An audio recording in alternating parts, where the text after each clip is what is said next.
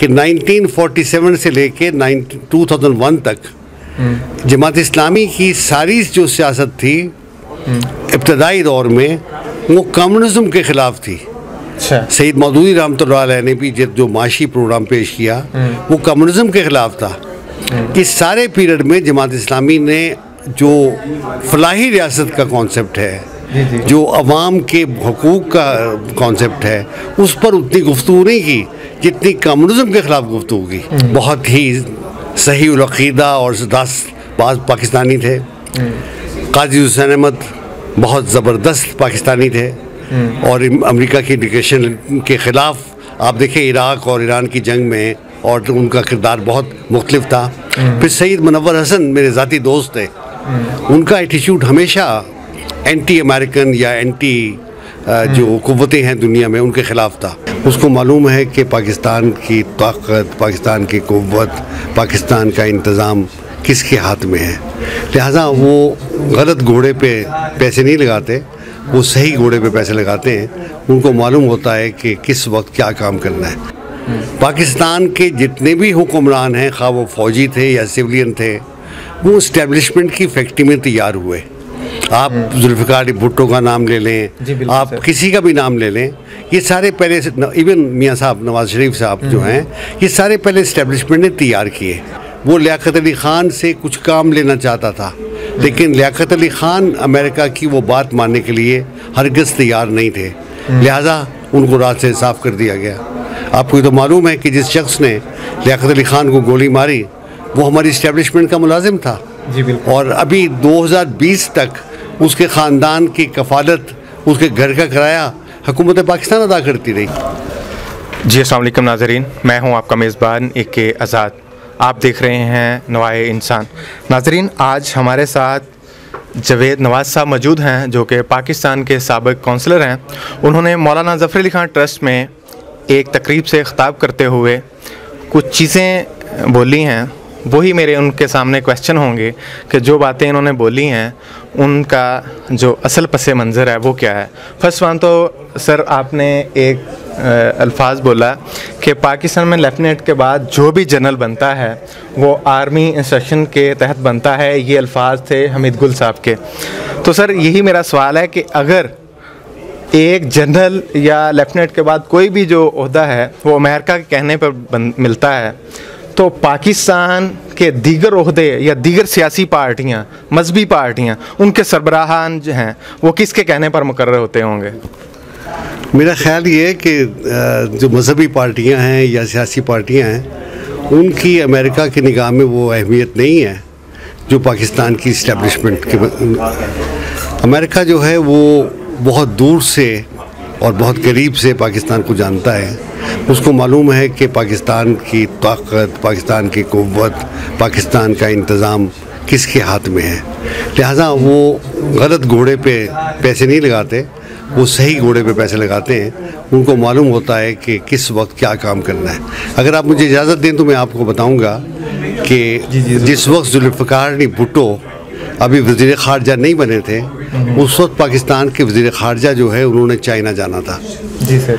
वो पार्लियामेंट में तकरीर कर रहे थे, अमेरिकन डिप्लोमेट पार्लियामेंट हाउस में मौजूद थे, तो तकरीर के दरमियान उन्होंने कहा कि दिस मैन विल नॉट गो, वज़ीर ख़ारजा के बारे में कहा। जी।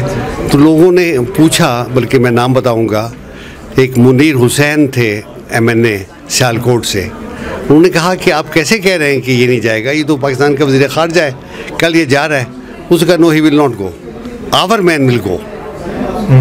तो कहा आपका आवर मैन क्या मतलब, आपका कौन आदमी है? उन्होंने कहा मिसेस जुल्फ़िकार भुट्टो। अच्छा। अभी भुट्टो साहब पाकिस्तान की तारीख़ में पहचाने भी नहीं जाते थे, कोई जानता भी नहीं था उनको। सर, बाय नेम बता सकते हैं किसने कहा?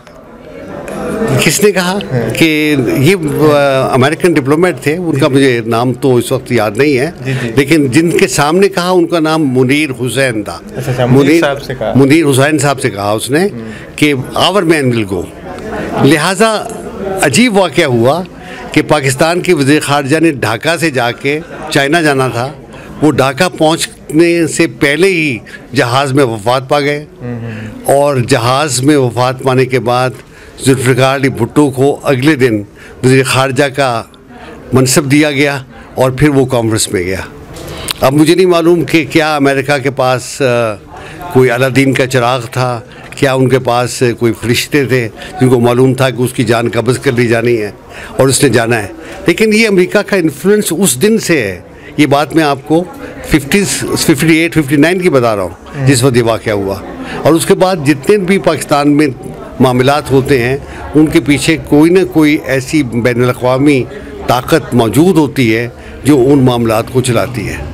ये जो सियासी जमातें हैं, छोटी छोटी आप कहेंगे कि मजहबी जमातें हैं, इन पर वो नज़र रखते हैं, इनके मामलात को वो देखते हैं, लेकिन ये कि इनकी उनके यहाँ कोई अहमियत नहीं है।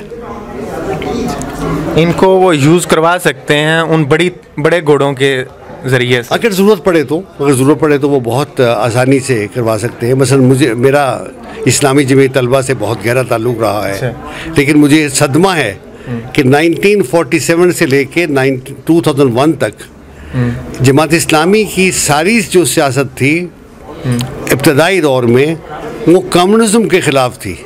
सईद मौदूदी रहमतुल्लाह अलैह ने भी जो माशी प्रोग्राम पेश किया वो कम्युनिज़म के ख़िलाफ़ था। इस सारे पीरियड में जमात इस्लामी ने जो फलाही रियासत का कॉन्सेप्ट है, जो अवाम के हकूक़ का कॉन्सेप्ट है, उस पर उतनी गुफ्तगू नहीं की जितनी कम्युनिज़म के ख़िलाफ़ गुफ्तगू की।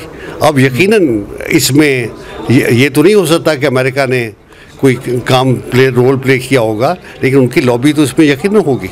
सर, एक तस्वर ये भी पाया जाता है कि जमात इस्लामी का जो भी सरबराह होता है, जो भी अमीर बनता है, वो भी अमेरिका से पहले उसका वहाँ पे दौरा भी होता है, फिर ही आके यहाँ पे अमीर बनता है। जैसे लेफ्टिनेंट के बाद हर ओहदा अमेरिका की तरफ से दिया जाता है। नहीं, ये बात तो सही नहीं है। ये भी सही नहीं है। देखिए, मैं जमात इस्लामी के जो भी अमीर रहे हैं उन सबको जानता हूँ। सईद मौदूदी के बाद मियां तफ़ैल अहमद, यानी कि ये गलत प्रोपेगेंडा किया जाता है जमात इस्लामी। बिल्कुल, इसलिए कि मियां तफ़ैल अहमद बहुत ही सही उल अक़ीदा और बाज़ पाकिस्तानी थे। काजी हुसैन अहमद बहुत ज़बरदस्त पाकिस्तानी थे और अमेरिका की इंटीग्रेशन के ख़िलाफ़ आप देखें इराक़ और ईरान की जंग में, और उनका किरदार बहुत मुख्तलिफ था। फिर सईद मुनव्वर हसन मेरे ज़ाती दोस्त थे, उनका एटीट्यूड हमेशा एंटी अमेरिकन या एंटी जो क़ुव्वतें हैं दुनिया में उनके ख़िलाफ़ था। तो जमात इस्लामी के बारे में ये कहना सही नहीं है। सर, दूसरा आपने बयान किया अपने लेक्चर में कि अफ़गानिस्तान ने हमसे गंदम मांगी एक वक्त में, हमने वो गंदम नहीं दी तो गंदम हमारे गलों में बड़ी ख़राब हो गई। मैं पूछना ये चाहता हूँ कि हमारा दो कौमी नज़रिया यहाँ पर हमें कहीं मरता हुआ नहीं नज़र आता कि हमारा मुस्लिम ब्रदर मुल्क हमसे गंदम मांग रहा है, हम उसे ख़राब कर रहे हैं, पैसे ना होने की वजह से नहीं दे रहे। एक तरफ तो हमने दो कौमी नज़रिया यही है ना कि मुसलमान और गैर मुस्लिम, दूसरी तरफ हमारा जो रवैया है, जो एटीट्यूड है, वो कुछ और है।